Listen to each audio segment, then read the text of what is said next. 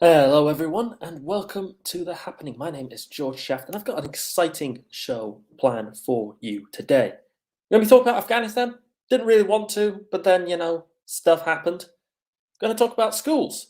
And, I've got like one small story there, but I'm going to broaden it out to a bigger thing. We'll talk about Northern Ireland. They've got a few interesting things going happening. And then, well, a lot of the whole new world basically got hurricanes. They're handing out candy. Hurricane season. Ooh. Let's go for our first topic, which for once I know I never do this. The first subject I listed is actually just going to be the first subject because it's just been so big. It's been so kind of put out there that it's like I kind of have to address it. It is Afghanistan. So for the third week in a row, I'm going to have to be talking about this country on the other side of the planet. This time, however, I'm doing so without looking like I belong in a militant faction in there, which is probably a good thing. I don't know. What did you think of the facial hair? Let me know in the comments of the Facebook live stream. I believe we're also on YouTube, and we're on a whole bunch of different other platforms because, of course, this is Relax Radio, and Relax Radio has got everything you could ever want. So, let's start.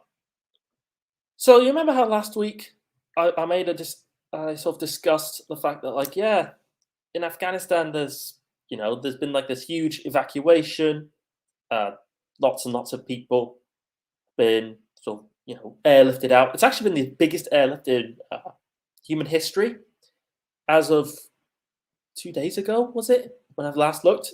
The numbers of people evacuated have been over 100,000, which is amazing. It's a huge number.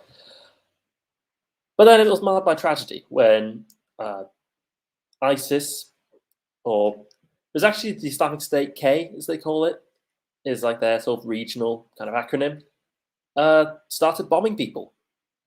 Not once, not twice, but 8 times.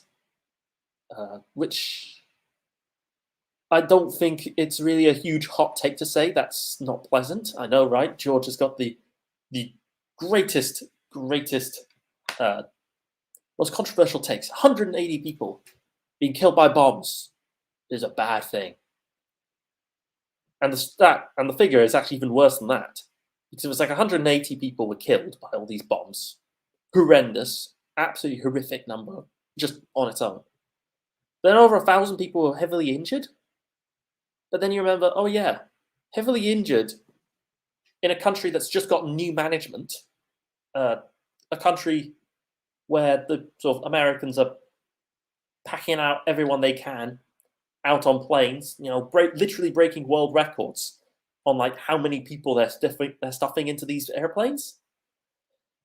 And then in the midst of that, now we have this new element where, the new management of Afghanistan, the Taliban, are now basically starting to be fighting in a civil war against the ISIS people.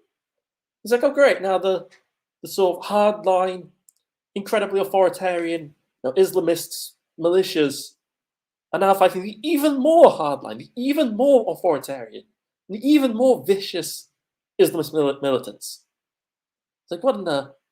Oh boy, is that such a great choice, isn't it? To, live in life. Of course, you could always, I guess, join the resistance in Panjshir Valley, but, well, the problem with that is Panjshir Valley is one valley. I mean, it's a great valley to have. Basically, it's a natural fortress, but they've not been doing much of note ever since they took over there. This is the militias I was talking about last week under Ahmed Massoud, the kind of resistance rising up. And, well, I think you can tell my approval's kind of gone down, actually. I'll be real. I'm still like hugely in favor of like the withdrawal. I actually really do believe this kind of further vindicates the idea that like, yeah, we should have left and should have left a long time ago, because now it's like, okay, the Taliban are the new management, they've taken over, and now they're immediately fighting more malicious, even more extremist groups that have been rising up. Now, why would we want to stay for that? Just be referee for the two most evil factions you could possibly think of. But it has been really disappointing this week, not just because of the bombs, which have been an absolute tragedy, and makes your heart bleed for the friends and family of those who've been killed, and you're really hopeful that people who are injured, that they get a swift and full recovery. But at the same time, you just think, well, there were things that could have gone better, aren't there? A big story that came out this week, for example, was that the British embassy evacuated, which kudos in sort of all sorts of different ways. The British ambassador was one of the last British people to leave the whole country. He was filing out applications to leave Afghanistan to go to Britain, pretty much even as he was running on the airplane, pretty much. So it was just absolutely this intense, amazing act of heroism. But then as soon as the British left the embassy, the Taliban walked in, and they were like, wow, there's all sorts of papers on the ground. All of these papers, oh my God, it's all the names of all the people that that worked with the British in Afghanistan. Oh wow, we've now got the kill list, which is not very pleasant, to put it mildly. There was also a big discussion on some of the sort of heavy equipment as well. Now, this is not a new thing. Ever since the Afghan army under Ghani decided to just up sticks and leave, there was all sorts of discussion on now the Taliban have got sort of Black Hawks, they've got MRAPs, they've got these really advanced weapons and vehicles, and so on. But the full extent of what they've actually captured has now been sort of trickling out this past week, and it makes you kind of realize why were these things being given to Afghanistan? They have this big plane at one point. It came out this fighter jet, and it was why was that being given away? I think it's an F-35 fighter jet. No, I don't remember the details, which is disappointing. And it was just, hang on, since when? Don't those cost £50 million to make? And now it's just in the hands of the nutty Islamists? Okay, cool. That's not cool at all. And I was also really sort of disappointed when it came out also this week that the Americans, they gave this list of people, and they're like, hey Taliban, could you help these people go to the airport so they can leave, and because they're the interpreters and the allies and our friends and so on. Thanks. And it's okay, well, now you've given the Taliban again another kill list of, oh sweet, all the people we wanted dead, now we know who they are. Fantastic. Oh, we even got their aliases. It's awful. But as I've been saying many times now, and find myself repeatedly saying, it's, I guess, inevitable awful. There's been a whole bunch of different stats have been and figures I've been pointing out to.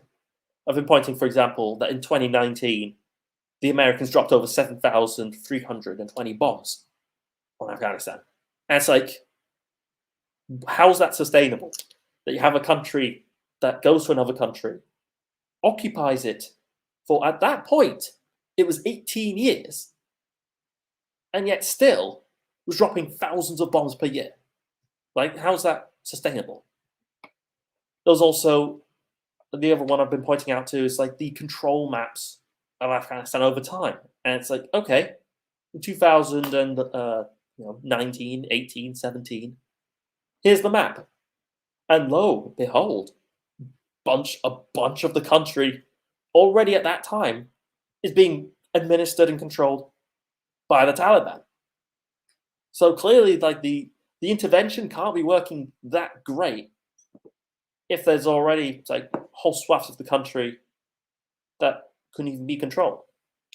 And then this week also brought out to prominence because, in the middle of this whole cluster of disasters, to say it in a way without swearing, there was, a couple let on the slide, oh, hey, by the way, it turns out that there's all sorts of like horrible things that we did, but now it's out in the open and nobody cares because we're all discussing the evacuation.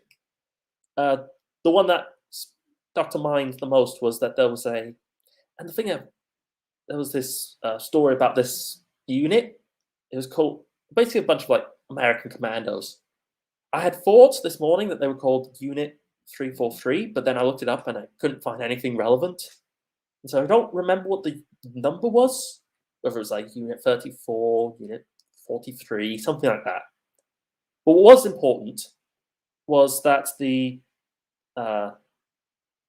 Taliban that these sort of American death squad guys were exactly that. They were a death squad.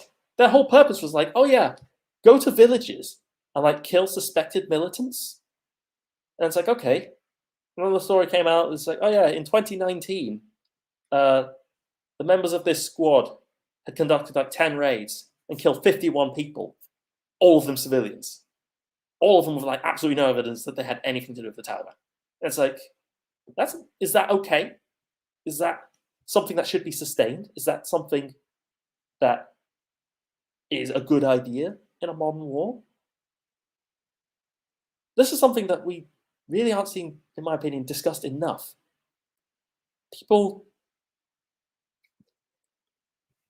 kind of look at the sort of Afghanistan sort of evacuations. They're seeing like the horror shows, the massacres, the bombings, and I agree that they're terrible and they were, a huge tragedy. Heart bleeds, but then at the same time, what is the alternative? Like, are you going to sit and pretend that it's, always going to be like that? So I've gotten a comment here. I'll just make a point of replying to comments. James Sinfield says, you mentioned factions, which is such a Tudor concept. And ironically, Taliban do also kill based on conjecture. In your opinion, is Islam a motivating factor of this group or simply lust for power? Well, of course it's a motivating factor. Like, it's their central ideology plank is, oh, we're going to create sort of an Islamist state. We're going to create like a state that's going to be, following the sort of Quran, the laws, and all of the, curtail the right to women and so on. And I've seen some people kind of argue like, oh no, it's just the sort of lust for power. And it's like, but lots of people have kind of lust for power, but then they don't motivate their own troops and don't have their own people be like, oh yeah, the central ideology is, the religion and having, following religious law. So of course it's a motivating factor, especially as I suspect for like the ground troops, the foot soldiers. I wonder what you think of that thought, James. But in the meantime, I think I'm going to let some other people have a talk. Yes, other people who have their own opinions and their own weird, strange things that they say. And I'll catch you all again very, very soon. The valuations that you place on an asset are always behind you. It's always in hindsight. It's never in front of you. And that's one of the challenges, right? Because you're always valuing what happened yesterday. And what you need is what's going to happen tomorrow. What am I saving or investing for? Why am I doing it? When will